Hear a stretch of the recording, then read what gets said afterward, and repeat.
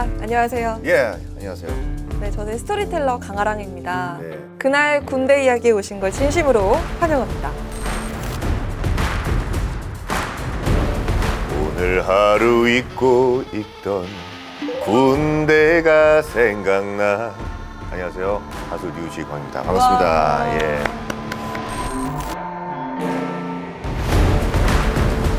안녕하세요. 스토리텔러 김경식입니다.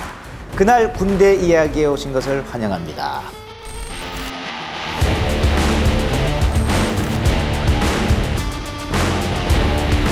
초대해 주셔서 감사합니다. 또 이렇게 뵙네요.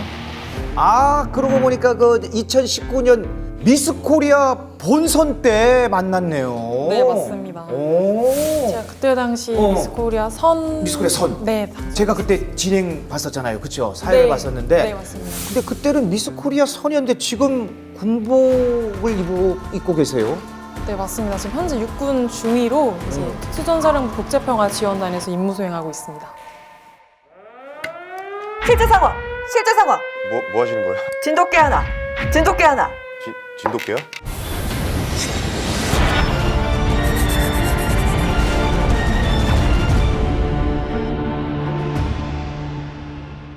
지광 씨 혹시 네. 진돗개 하나가 무슨 의미인지 아시나요? 아유, 그럼 물론 알죠. 저도 이제 군 생활을 공동경비국 JS 경비대대에서 그 유명한 거기 JSA. 네, 맞습니다. 그렇기 때문에 다 알고 있고요. 사실 군이 발령하는 진돗개 경보 안 나야 좋은 거죠. 군인이니까 진돗개 경보에 대해서 잘 알겠네요.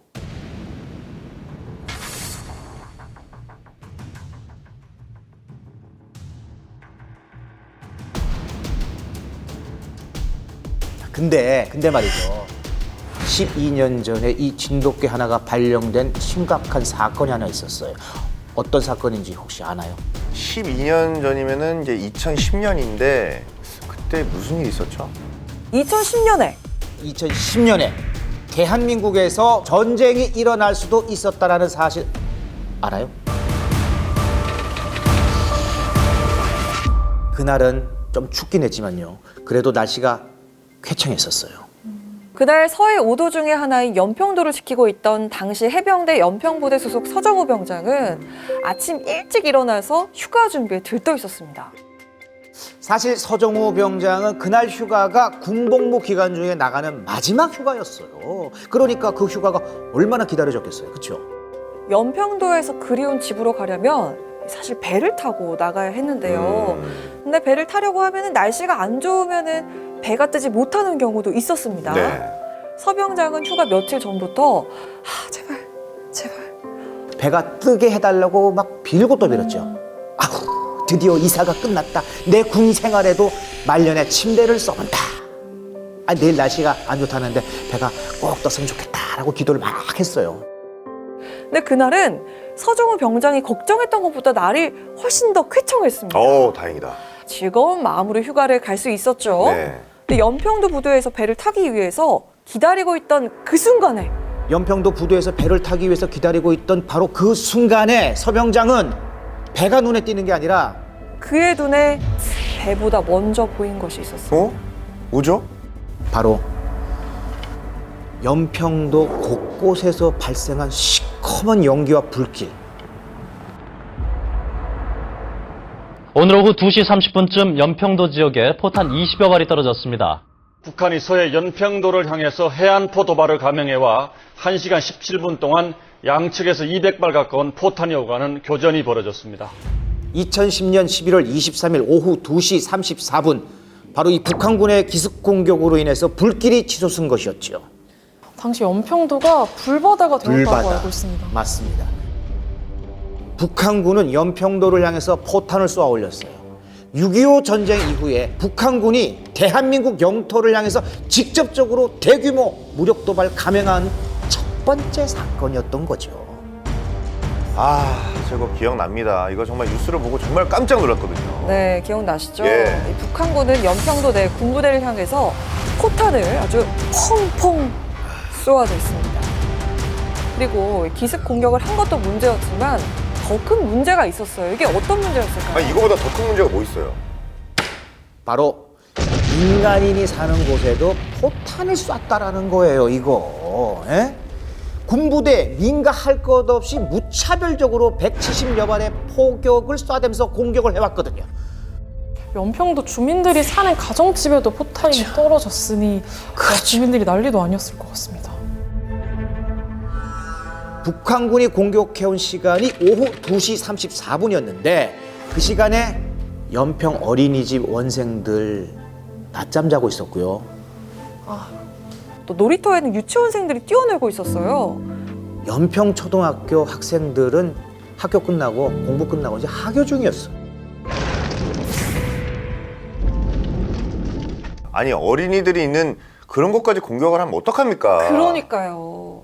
민간인이 거주하는 곳이든 부대든 가리지 않고 공격을 했다라는 건 정말 큰 문제죠. 예. 포격으로 여기저기 불나고 상가 건물 망가지고 붕괴되고 민간인 사상자 2명하고 부상자가 발생하는 이게 정말 생존이 따로 없었던 거예요. 그때 당시에 북한군이 포격을 해왔을 때 우리 군은 무엇 하고 있었을까요? 일단 서해 5도니까 당연히 연평도를 지키는 군인들이 맞서 싸웠을 거라 확신합니다, 저는. 빙고! 맞습니다. 연평도엔 해병대 연평부대가 철통같이 연평도를 지키고 있었어요. 북한군은 연평부대 최강 화력인 포 7중대의 K9 자주포를 집중적으로 공격했는데요. 사실 2010년 1월 1일부터 포격전이 벌어진 11월 23일까지 포 7중대는요 455회의 전투 배치 훈련을 했다고 합니다. 포 7중대는 자주포 6문 중에 한 문이 훈련 중에 포신에 탄이 걸려가지고 사격이 제한된 상황에서 북한군의 공격을 당한 건데요. 자, 북한군의 방사포탄 세례로 하나포, 둘포, 삼포가 불이 붙거나 파괴된 상태였습니다. 그러니까 이 반격할 수 있는 포는 훈련에 참가하지 않은 전방대기포 5포, 6포 단 2문뿐이었어요. 불지옥이다, 뭐 불바다다, 뭐 이런 표현들을 많이 써왔는데 실제로 연평도에는 굉장히 많은 곳에 적 포탄이 약 170여 발이 낙탄이 됐었습니다. 그 포탄들로 인해서 화재가 곳곳에서 발생을 했었고 제가 있던 포7 중대도 검은 연기에 휩싸인 자주포를 보셨을 겁니다.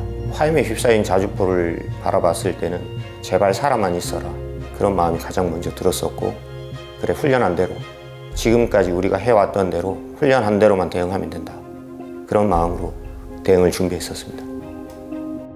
북한군의 기습 공격을 당했으니까 이 반격이 어려웠던 게 사실이죠. 그러면 자, 우리 군은 당하고만 있었을까요?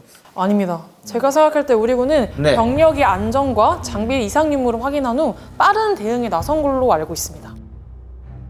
포7중대는 병력의 안전과 장비의 이상 유무를 확인한 뒤 화재 진압과 통신망 복구를 시도했습니다. 이와 동시에 반격을 위한 준비로 전방대기포 2문으로 사격을 준비했습니다. 5포, 6포, 사격 준비, 사격 준비. 그 와중에 피탄대에서 끊어진 통신 케이블을 이은 둘포가 급적으로 가담을 했어요. 둘포 사격 준비 끝! 긴급히 정비를 마친 둘포까지 총 몇 문? 3문으로 반격 시작한 거죠. 둘포 같은 경우에는 화염에 휩싸인 자주포였습니다. 처음에 그들을 찾았을 때 무전이 되지 않았었습니다. 그런데 그 둘포에서 무전을 통해서 둘포 사격 준비 끝 그렇게 결의에 찬 목소리가 들려왔을 때는 자신감에 찬 미소를 보일 수 있었던 그 생각이 가장 먼저 들고 살아있구나 그래 한번 해보자 그런 자신감이 북돋아오셨던 계기가 됐었던 것 같습니다. 북한군의 공격으로 포에 불 붙고 그리고 또 기절에 딱 깨어난 대원들도 있었어요. 소리가 들려 귀가 먹먹합니다. 부대원들이 포탄이 떨어지고 불길이 치솟는 그 순간에도 토를 발해서 반격에 나선 거죠. 군인 정신을 발휘해 모두가 각자의 할 일을 찾아 나섰군요. 그렇죠. 자, 만약에 우리 희준 씨가 그런 상황이었다면 우리 희준 씨는 어떻게 했을 것 같으세요? 저 역시 제가 할 수 있는 일을 찾아서 나섰을 것 같습니다. 당연합니다. 역시 대한민국 군인 위대하죠. 포에 있던 대원 중에는 고막이 나가는 중상을 입었는데도 산포에 붙은 불을 끄고 수동으로 전환해서 2차 사격에 참여를 했습니다. 그러면 반격에 나선 포는 총 몇 문이죠? 정상 작동한 5포, 6포에 수리를 마친 2포와 3포까지 총 4문 아닌가요? 맞습니다. 우리 군은 총 4문으로 2차 반격에 나섰는데요. 그때 군인들의 각오를 한마디로 표현한다면 결사항전. 죽을 각오로 맞서 싸운다. 맞습니다.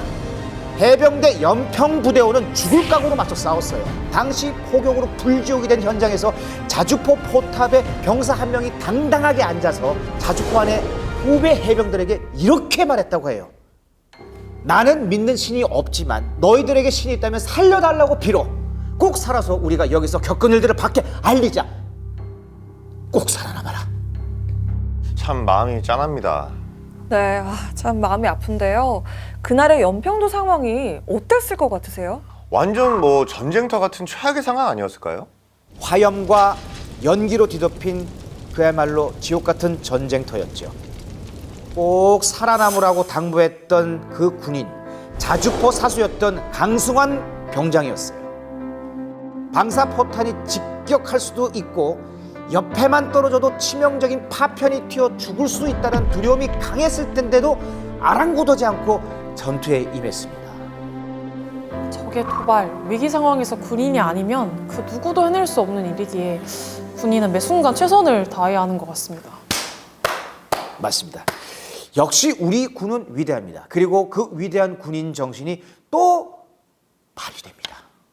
혹시 모자에 불이 붙으면 지광 씨 어떻게 하실 거예요? 아유 어쩌긴요. 빨리 벗어서 꺼버려야죠. 아유 큰일 납니다. 그런데 방탄모에 불이 붙은 줄도 모르고 대응 사격에 나선 해병도 있었습니다. 야 대응 사격하느라 불이 붙은 거를 몰랐다고요? 이 방탄모에 붙은 불길이 턱끈을 타고 내려올 정도로 아주 위급했는데요. 이걸 인지하지 못한 채 본인의 임무를 수행하면서 자주포를 포상에 옮기고 대응 사격을 시작했습니다. 방탄모에 불이 붙었는지도 모른 채 대응 사격을 했던 해병이 바로 임준영 상병입니다. 그리고 전역을 2주 앞두고 있던 사수 정병문 병장은 당시 상황을 이렇게 말했어요.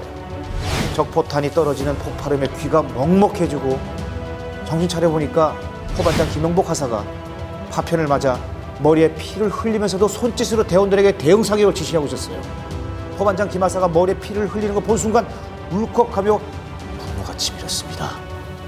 저 역시 전우가 피를 흘린다면 진짜 분노가 치밀어 올랐을 것 같습니다. 네, 정병문 병장은 청각이 회복되자마자 치지직하는 묻은 소리가 들리고 중대장이 무섭도록 침착한 목소리로 피해 현황 보고하라.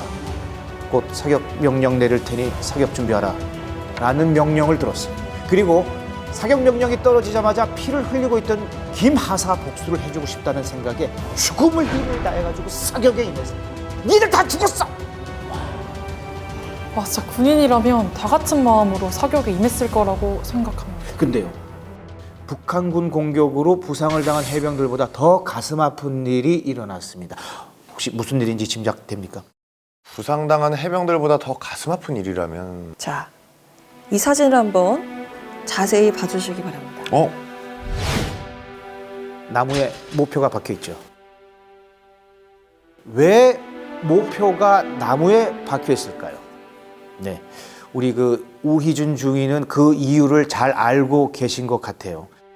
부두에서 인천으로 가는 배를 기다리고 있던 서정호 병장 모자에 있던 해병대 모표인데요.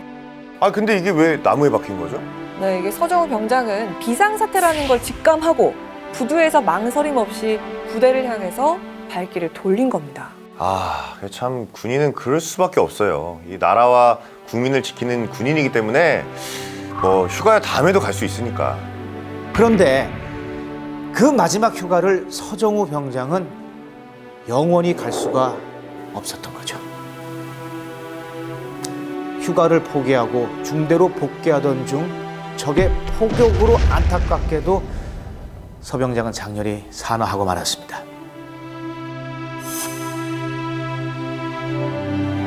이튿날 그가 숨진 자리 부근에 이 소나무에 서정호 병장의 해병대 모표가 깊이 박힌 채로 발견이 됐어요.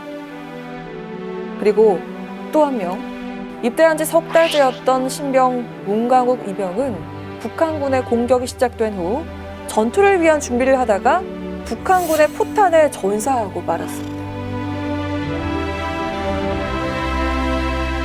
북한군의 공격으로 서정호 병장과 문광욱 이병 등 해병대원 2명이 전사하고 16명이 중경상을 입었는데요. 그럼 북한군은 어땠을까요? 아니 우리가 이 정도면 걔들은 당연히 피해가 더 컸겠죠. 당연히 우리보다 더 했죠. 북한군 피해는 공식적으로 확인되지는 않았지만 40여 명 사상자가 발생한 것으로 추정하고요. 북한군 인명 피해가 사망 10여 명, 부상 30여 명이라는 탈북자의 증언도 나왔어요. 자, 이걸 바꿔서 생각해보면 북한군의 인명 피해가 크다는 건 우리 군이 그만큼 강력하게 대응했다는 것. 맞습니다. 당시 연평부대 포칠중대 김정수 중대장은 현장에서 자주포 대응 사격을 직접 지휘했는데요. 연평도 포격전 수기에서 그는 이렇게 적었습니다. 포탄이 낙하되는 상황에서 즉각 사격 준비를 지시했다. 우리 중대원들은 차분하면서 대담하게 사격을 준비했고 6포, 5포가 사격 준비 완료 보고를 했다. 6포는 얼마나 화가 났던지 3번이나 사격 준비 끝을 외쳤다.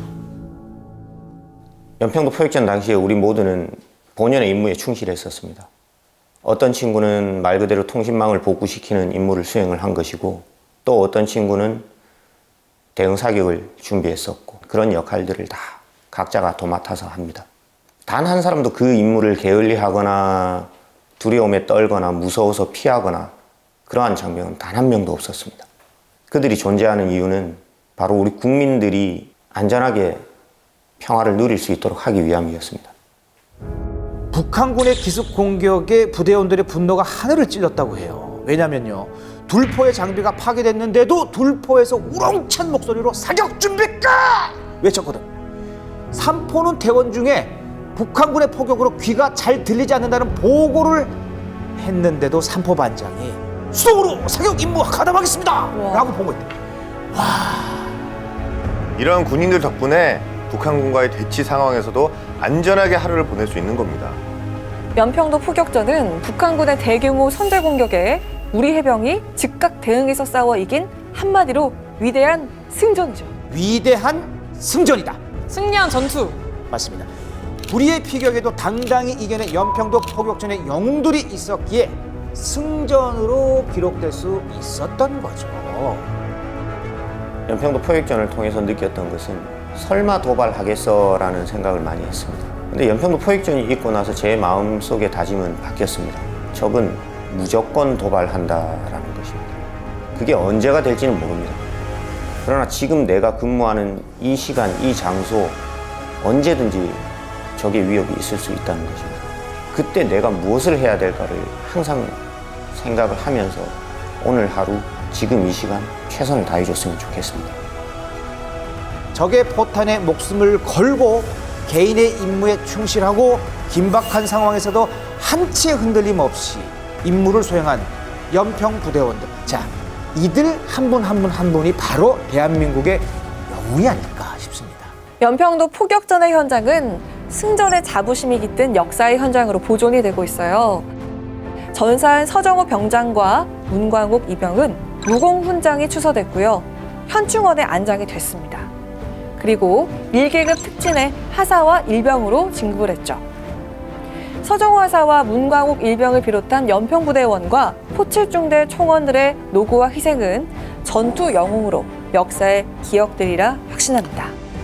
연평도 포격전을 통해 우리가 지켜야 할 것이 무엇인지 그리고 군인으로서 사명감이 무엇인지 다시 한번 느낄 수 있었던 계기가 된 것 같습니다. 전투로 인해 사상자가 나온 연평도 포격전은 2021년 3월 이전까지만 해도 연평도 포격 도발이라고 불렸는데요. 하지만 싸워서 이긴 전투가 분명한 만큼 해병대의 건의로 정부는 연평도 포격전으로 공식 명칭을 변경했습니다. 우리가 또다시 북한군의 기습 공격을 받지 않으려면 연평도 포격전의 교훈을 가슴에 깊이 새겨야 되지 않을까 싶습니다. 선배님들이 목숨 걸고 지켜낸 대한민국, 저 역시 끝까지 지킬 수 있도록 항상 노력하겠습니다. 북한군은 언제든 호시탐탐 도발을 노리고 있다는 점 명심해야겠습니다. 연평도 포격전을 비롯해서 지금의 대한민국을 있게 한 호국 영령들의 희생과 헌신이 헛되지 않도록 가슴 아팠던 사건을 교훈 삼아서요, 국가 안보의 중요성을 확고히 해야 되겠다는 각오를 다시 한번 해봅니다. 사랑하는 우리 아들 정우에게 2010년 11월 23일 12시경 엄마 드디어 휴가 나가요라며 들떠서 전화한 너의 목소리가 지금 이 순간도 생생하기만 하다. 연평도 포격이 많은 사람들 마음속에 잊혀져 가고 있음이 미안하고 더 많이 사랑하고 행복하게 해주지 못해서 미안하다. 그럼에도 우리 정우 전사로 인해서 수많은 국민들이 북한의 도발이 얼마나 잔혹하고 무모한가를 알게 해줬고 안보의 소중함을 깨닫게 해준 점은 그나마 다행이다. 정우야, 이제 억울함, 아픔 다 떨쳐버리고 천국에서 못다 이룬 꿈 이루며 행복한 안식을 이루기를 늘 기도한다.